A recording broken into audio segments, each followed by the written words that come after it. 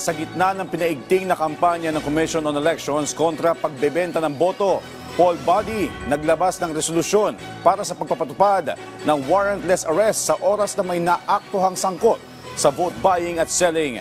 Si Luisa Erispe sa sentro ng balita.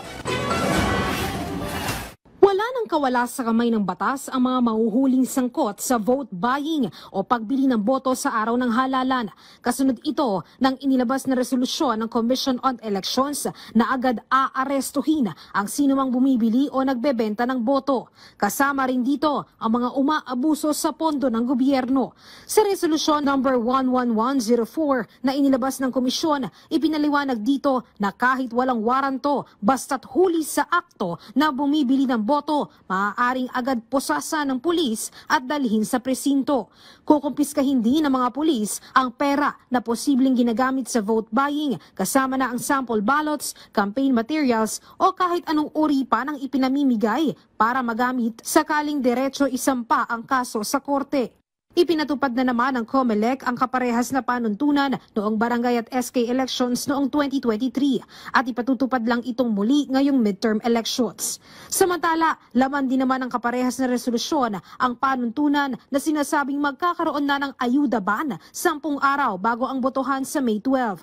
Ang mga binanggit na programa na pamamahagi ng ayuda ay ang tupad ng DOLE, AKAP, AIX at 4Ps ng DSWD. Ang sinumang kandidato o kahit asawa at kamag-anak ng kandidato na mamamahagi nito sa loob ng May 2 hanggang May 12 ay lalabas na sangkot sa vote buying. Lahat ng klaseng ayuda ay ipagbawal 10 araw bago mag-eleksyon. Sa kasalukuyan, yung AIX pa lamang ang pinagbabawal 10 araw bago mag-eleksyon. Subalit yung committee na pinangungunahan ni Commissioner Ernesto Ferdinand Maceda ay nagpupursige na lahat ng klase ng ayuda ay pagbabawal. Nagpaalala din naman ang COMELEC sa nakatakdang spending ban sa March 28, bagamat nabigyan na ng exemption ang mga ayuda programs ng gobyerno. Kung aabusuhin ito ng sino mang kandidato, ay maaari pa rin nilang bawiin ang exemption. Wala na ring exemption simula May 2 hanggang May 12 dahil sa ayuda ban.